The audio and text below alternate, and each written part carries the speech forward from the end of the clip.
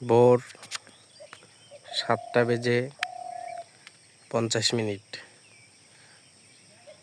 আজ মার্চ মাসের 24 তারিখ।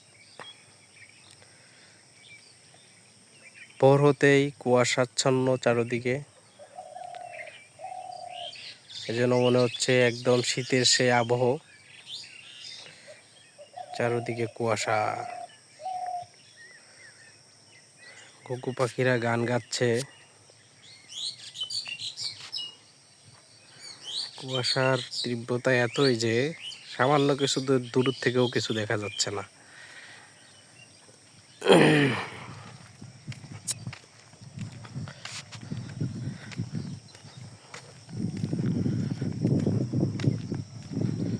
প্রচুর কুয়াশা।